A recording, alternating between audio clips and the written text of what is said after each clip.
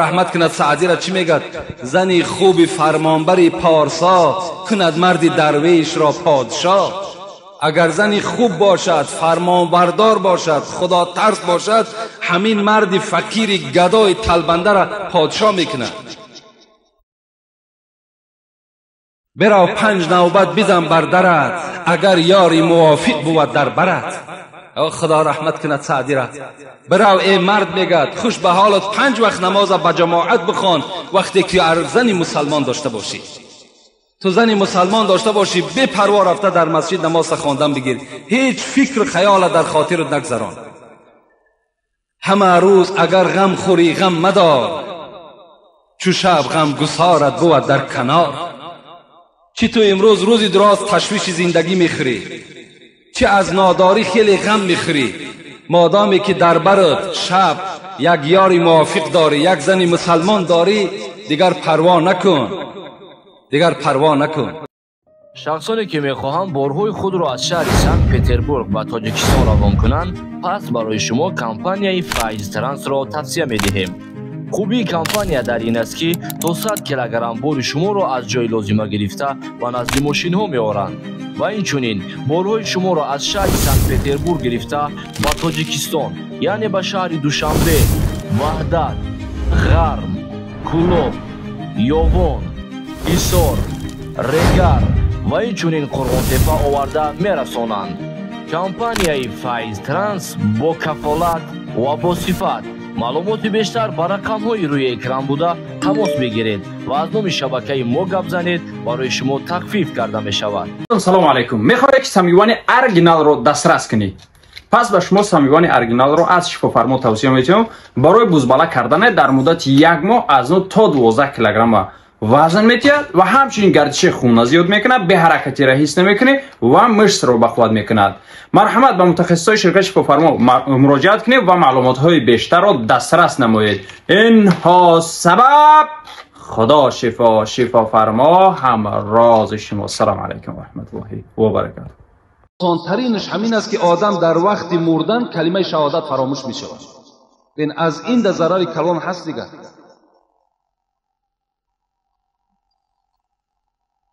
السلام علیکم حضرت حاجی مرزا، ما از شما یک سوال داریم. من خود تجارتکار هستم، از بانک سوم بگیرم فائز قطعی چه خیل می شود؟ با ما میفهمید البته فائز حرام است، چه از بانک میگیری چه از دست یک نامسلمان دیگر میگیری که امروز بسیاری از برادرای ما و شما فعلی همون یهودی ها را یاد گرفتن، قرض حسنه را فراموش کردن، یعنی قرض ثواب را فراموش کردن، برادری را بریدن، نابود کردن. فقط همون چی آدمی نباشد، چی مصیبتش میاد بیچاره را، چی برای یک بهبودی کارش پیش کسی میره تا 10% نتی پول برایت نیست، او فکر نمیکند که این 10% که تو میگیری آخه برای تو حرام است. تو وقتی حرام میخوری تو وارد دوزخ میگردی، جایز نیست. السلام علیکم داملای شیرین سخن، سوالهای مرا ساده کرده فهمانید. اگر خواب بینی که پدر و مادرت قضا کرده باشد چه حال دارد؟ ما از آنها میشنویم که عمرشان دراز میشود. بابای داملا، ما از زنها میشنویم که خواب بینی پریدسته باشی گناهانت میریزد. ما از شما خواهش میکنم جواب. من تعبیر خواب نمیکنم که مثال تو از کدام زن چیزی میشنوی نمیشنوی، یعنی تعبیر خواب پدرت میمرد مادرت میمرد، مردن حق است، دیگر عمری و دراز میشود نمیشود، این به تقدیر خداوندی وابسته است. من مثال تعبیر خواب کردن نمیتونم. السلام علیکم داملای خوشزبان، التماس میکنم که از تگ دل شما دعا کنید چی مراد و مقصود باشد، مراد و مقصودم حاصل شود. داملای عزیز، این برادر چی مراد داشته باشد، خدای مهربان به حرمت این روز جمعه اگر مرادش مطلوبش نیک باشد، به فایده جمعیت و به فایده اسلام باشد، خدای حاصل بگردانی. آمین یا رب العالمین.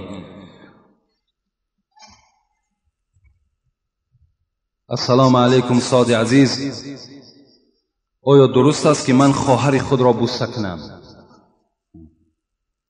من در این باب چند بار صحبت داشتیم که ابولیث سمرقندی ما و شما 5 نمودی بوسه را برای ما و شما اجازت دادند.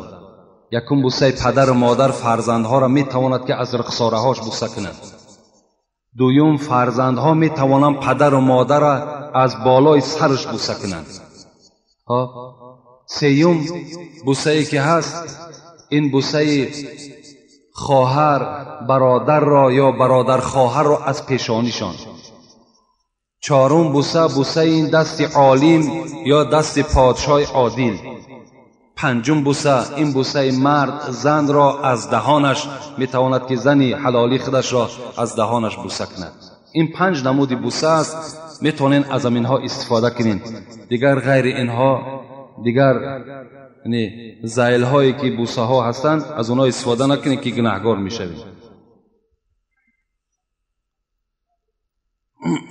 السلام علیکم داملای عزیز، از شما و از مردم مسجد اولا معذرت و بخشش از این سوال من، لکن برای من دانستن این ضرور است.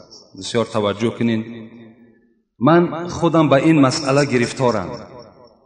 زن را برای خانه‌داری طلب میکنی، نمیخواهد و نمیماند. غضبناک میشوم. بعضا شیطان بیراه میکند که طلاق دهم. داملا آیا با مجبور رسیدن زنی حلالی خود جایز است یا نه؟ این مسئله را چندین برادرای ما سوال کردند که وقتی که مثال ما میخواهیم با زنهای خود خانه‌داری کنیم، زنها ما را نمیگذارند که با آنها خانه‌داری کنیم. در این حالت ما خیلی غضبناک میشویم. باور کنیم میگد حتی میخواهیم که طلاقشان دهیم، یا در دلمان میگذرانیم که اگر روز شود رفته با واسطه پول است، با واسطه چیزی نباشد زنا میکنیم. گفته در دلمان حتی همین وسوسه های شیطان پیدا میشود. من چند حدیث برای شما میخوانم. فکر میکنم که شاید که این اگر ثبت ما مثال به همون خواهر است، با همون اپه است، با همون مادر برسد، شاید که از حدیث های پیغمبر خدا به یک مقصد، به یک تفکر بیاید. پیغمبر خدا میگوید لا یقعن احدکم علی امرأتی کما تقع البهیمه وليكن رسول قیل و من رسول قال القبلة والکلام. پیغمبر خدا گفتند چگونه ای که حیوانها بالای حیوانها در حال سوار می شوند، شما با زنهای خود این چنین رفتار نکنید، بلکه پیش از آنی که شما خانه‌داری میکنید باید که یک رسول بفرستید. صحابه گفتند قیل و من رسول یا رسول الله. رسول چیز گفتن پیغمبر؟ گفتند القبلة والکلام. اولا گفتند زن را راضی کنید و دویم پیش از آنی که با زن خانه‌داری میکنید وی را بوسه کنید و بعد خانه‌داری کنید. این حدیث اول پیغمبر خداست. دویم اللهم جنبنی شیطان و جنب الشیطان ما رزقتنا. بین پیغمبر خدا گفتند وقتی شما خانه‌داری میکنید سراسیمه نشوید، بلکه دعا کنید که پروردگارا از بین من و زنم شیطان را دور بساز و خدایا فرزندی که به ما روزی میگردانی وی را هم از وسواس شیطان نگه بدار. گفته دعا کن و بعدا با زن حلالی خدا چکار کن؟ خانه‌داری کن. دیگر حدیث اذا دعا الرجل زوجته لحاجته فلتأته و این كانت على التنور. این حدیث خیلی تأکید سخت برای زن هاست. پیغمبر خدا گفتند وقتی که اگر زنها در تنور باشند، یعنی در حالت نامپزی باشند، مردها آنها را دعوت کنند که من اراده با تو یک جای شدن دارم، باید زنها تنور را یک جا بگذارند و سخن مرد قبول بسازند. تا چه اندازه پیغمبر ما و شما حق شوهرها را بلند کردند. حق شوهر نه، حق زنم بلند کردند، لکن خبر دادند که یعنی شما به آنها خبر مثبت دهید. اگرچند از نزد تنور شما جدا شده هم نمیتونید، بلکه به اون مرد یک چهره خندان خود نمایان کنید و با او وعده بدید که البته من تو را راضی میگردانم. تا این اندازه پیغمبر خدا خبر دادند تا که در دل مردا همین نفرت های طلاق دادن و زنا پیدا نشود. در دیگر حدیث پیغمبر خدا میگوید فبات غضبان، یعنی مردی که از زن خود طلب میکند لیکن اون زن نمیخواهد و مرد راضی نمیگرداند، فبات غضبان. بعد این مرد گفت پیغمبر خدا غضبناک خواب میکند، خواب ناراحت میشود. علیها لعنتها الملائکه حتی تصبح. پیغمبر خدا گفتند ای مرد تو غمگین نشو، تو غضبناک نشو که این زنی تو تا روز تا دمیدن صبح در لعنت خدا گرفتار است. تو غمگین نشو.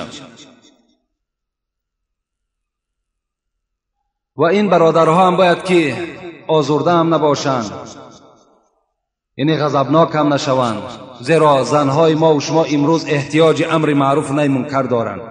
صد افسوس که همان شرایط امر معروف و نهی منکر بر زنها نیست.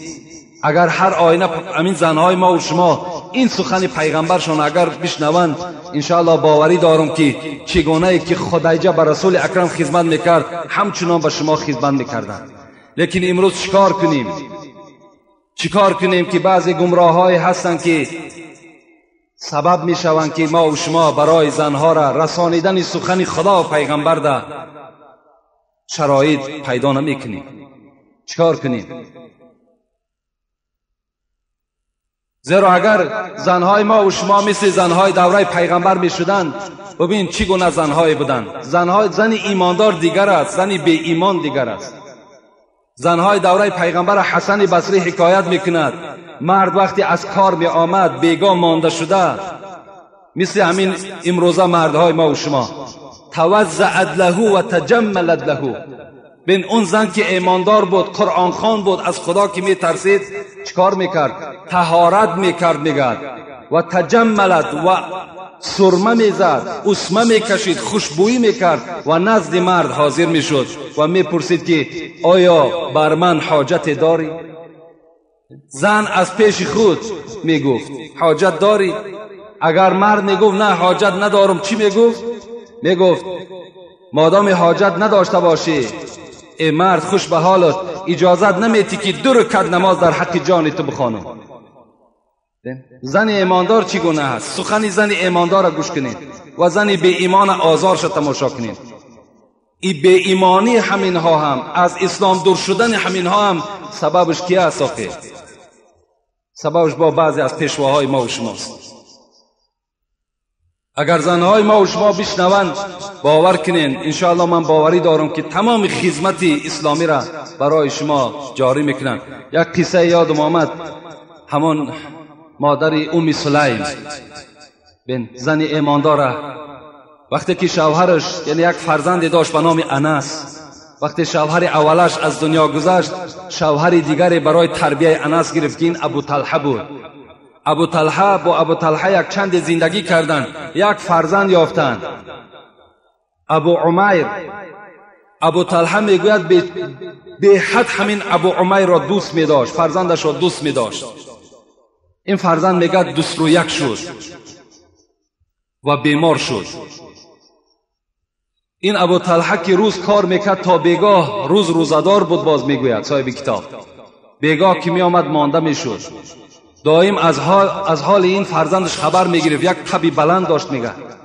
روز از روزها میگه این ابو عمیر، ابو طلحه پدرش میگه در کار در بیرون بود، ابو عمیر از دنیا گذشت. این زن مسلمان چیکار کرد؟ در حال این فرزند خود به دست خود شست، پاکیزه کرد، کفن کرد، در یک خانه برده گذاشت. قریب بیگاه بود، میدانست که شوهرش از کار می آید. بعدن چیکار کرد؟ وقتی شوهر در آمد، ابو طلحه پرسید فرزندمان چگونه است؟ گفت از دیروز دیده خیلی بهتر است. میدانست که شوهر روزدار است، شوهر مانده شده است. گفت از دیروزه دیده ابو طلحه امروز ابو عمیر خیلی حالش خوب است، سبک شده است. پدرشون خرسند شدند. ام سلیم میگوید در حال دسترخوان پرتافتم، شوهرم روزه را شکاید. شب یک قسم شب گذشت، میگه با شوهر خود میگه خانه‌داری کرده، در حالتی که فرزند در کفن در یک خانه دیگر گذاشته شده است. با شوهر خودم خانه‌داری کردم. قسم صبح میگه شد و گفتم ابو طلحه اگر کسی بر کسی عاریت دهد، امانت دهد، عاریت، پس باید عاریت را نزد خود منع کنی یا که باید به صاحبش بر بگردانی؟ گفت البته عاریت را باید پس بگردانی، زیرا وی مالی ما نیست. گفت ابو طلحه آگاه باش که امشب همون فرزنده که امانت در نزد ما بود خدا وی را گرفت. ابو طلحه میگه خشمناک شدن، گفتن دیروز کی بود؟ گفت بیگاه. گفت چرا مرا خبر ندادی؟ گفت ابو طلحه من دیدم تو خیلی خسته بودی، خیلی مانده بودی، روزدار بودی. اگر من به تو خبر این فوت فرزند خبر میدادم هر آینه تو روزه را نمیشکایدی و تو باز خستگی تو زیادتر میشد. ابو طلحه میگه دوان نزد سرور کائنات محمد آمد و خبر داد که پیغمبر خدا امشب زن من این چنین معامله کرد، چی میگویی؟ گفت خداوند در این شب شما مبارک داد، این شب شما را خیلی شب مبارک گردانید. یکی از صحابای پیغمبر میگوید وقتی پیغمبر از دنیا گذشت ابو طلحه را خداوند یک فرزند داد به نام عبدالله که وی میگد از وی 9 فرزند دیگر شد. همین 10 فرزند همش حافظ قرآن بودند از دعای برکات پیغمبر خدا. این چگونه یک زنهای مهربان بودند، چگونه شوهرها را احترام میکردند و به این درجات اونها رسیدند.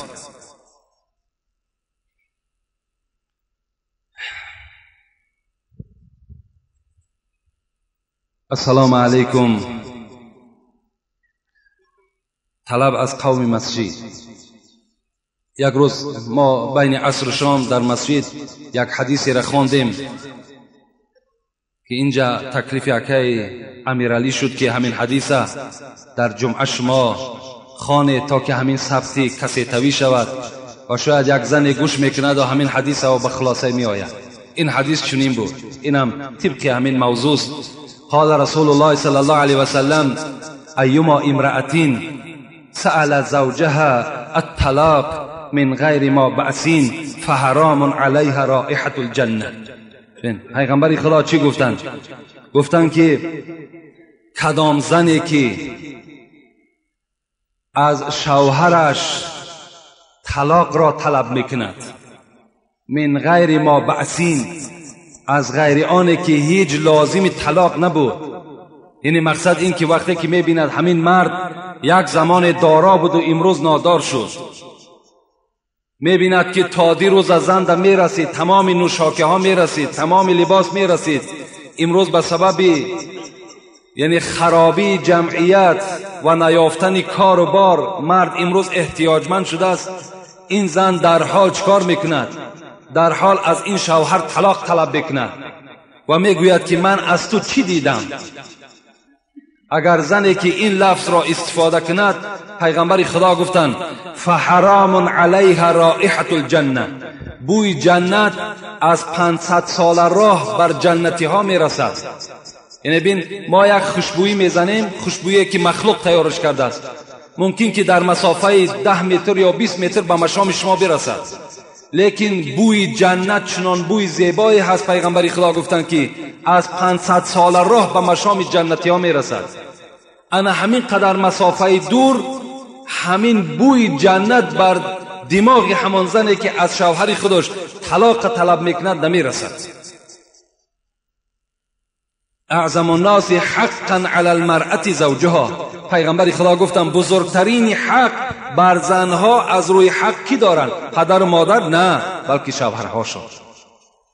هر جایی که زن بخواهد که سفر کند از شوهر میپرسد، هر کاری را که انجام دهد باید از شوهر پرسد، دیگر از پدر و مادر نمیپرسد، زیرا بزرگترین حق بالای زنها وقتی شوهر میکنند این حق شوهر است. من دوست می‌دارم که بسیار زنها وقتی شوهرها از کار می‌آیند با یک چهره خندان، با یک تبسم، اگرچند که مرد همان روز هیچ فایده هم نیاورده باشد، بلکه تسلی دهد که میلش امروز در نصیب تو نبوده است، در رزق تو نبوده است، مانده نشو، پروا نکن، انشالله فردا میابی، فردا هم نیافتی فردا دیگر میابی.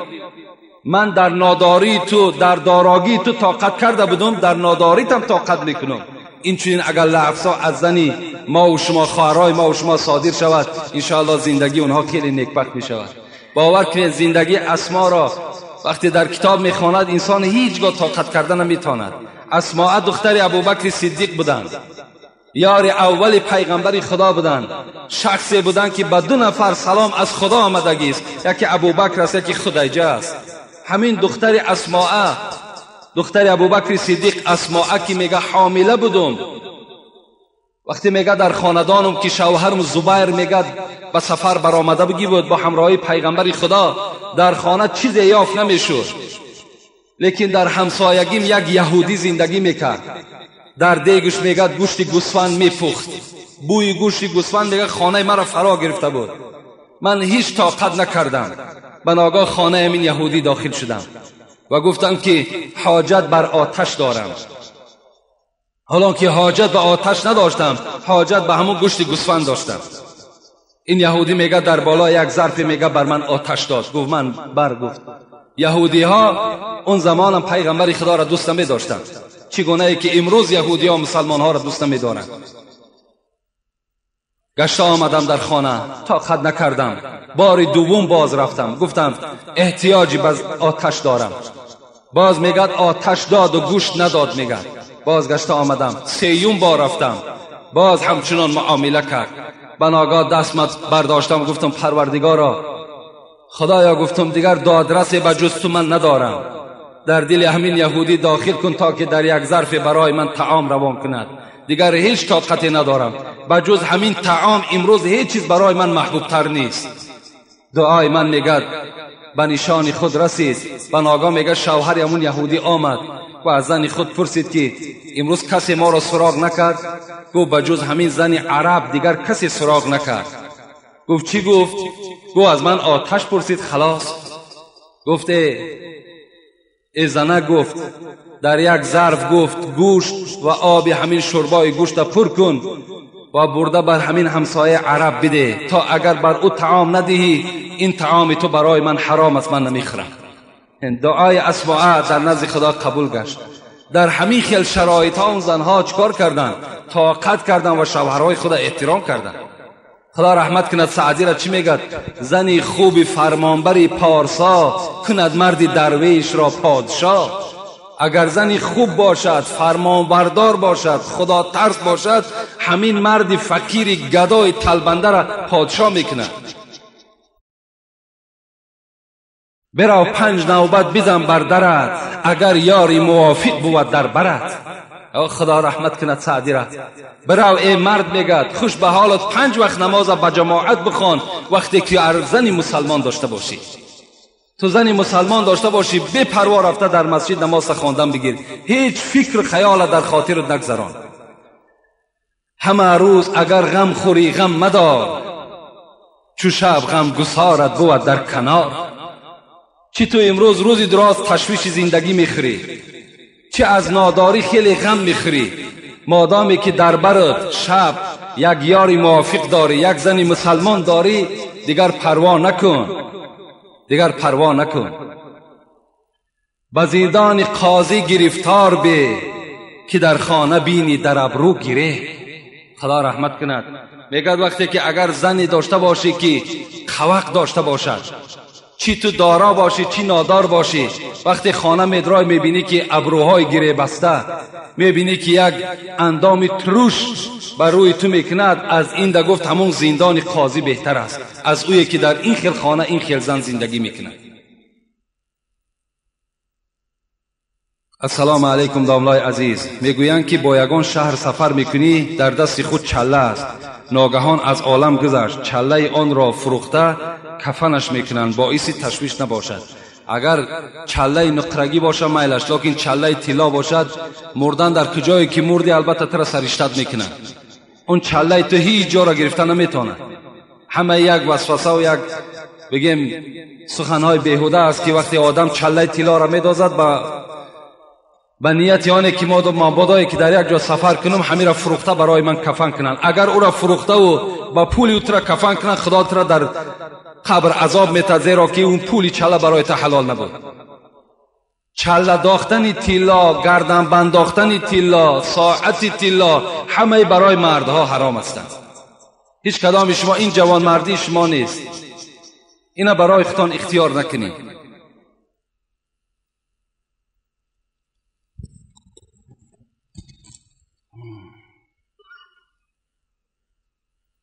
السلام علیکم دولای عزیز، التماس به سوال من جواب گردانید. وقتی که من به یگان کس میگویم نماز خوان یا زنا نکن، عرق نخور، میگوید که هر یک کار بر رضای خدا میشود. خدا راضی شد من زنا کردم. میگوید نمیشود که من هم زنا کنم، عرق خورم. با رضایت خدا هست. التماس با بابای حاجی درباره قضا میگویند یگان مسئله گپ زنید. البته لاهوری میگوید خدا رحمت کند، ولی در بین ما و شما هم همین گپا هست که عرق می نوشد، زنا میکند، بعد میگوید که خیلی خدا راضی بوده است. نه، خدا در کار بد ما و شما راضی نیست. خداوند هیچ وقت راضی نیست که بنده او زناکار باشد.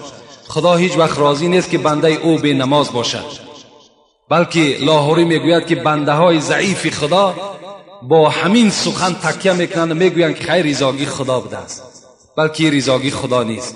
خدا رحمت کند مولوی را من یک چند سطرهای را به شما میخوانم در باب تقدیر. چی سخن زیبا گفتند. دو راه پیش ده بندن نهاده، به دستت اختیاری جوز داده. خدا در پیش تو دو راه را مانده است، یکی راه بد، یکی راه خوب، و تو را اختیار گذاشته است کدام راه را که انتخاب بکنی. عقل او به همین پیش مسجد ما و شما میگذرد. آیا خدا راضی نیست که مثل شما داخل مسجد شود نماز خواند؟ راضی است. او وسواس شیطان است. او را شیطان نمیگذارد که نماز خواند. او را شیطان نمیگذارد که آمده مثل ما و شما عبادت کند، بلکه او وسواسهای شیطان است که زناکار می شود، عرق خور می شود. این راضی خدا نیست.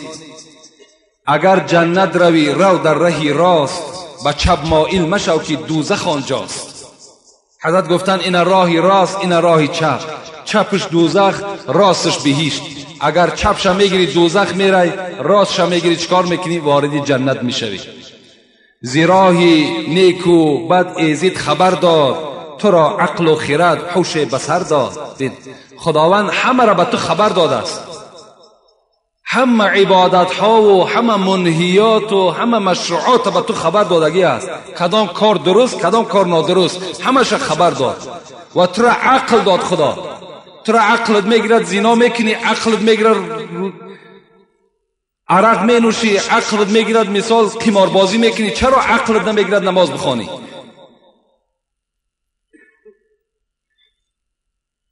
خدا را جو، خدا را جو، خدا را بگو ذکر و بیمان چون و چرا را. حضرت میگوید خدا را جستجو کن، خدا را جستجو کن، بگذار این چون و چرا را. چرا ایت شد، چرا ای خیل شد؟ این رازگی خداست، ایش رازگی خداست. این نه، این تا نیست. تو را خداوند عقل داده است، خودت باید اختیار کنی کدام را راه ثواب است، کدام را راه خطا است.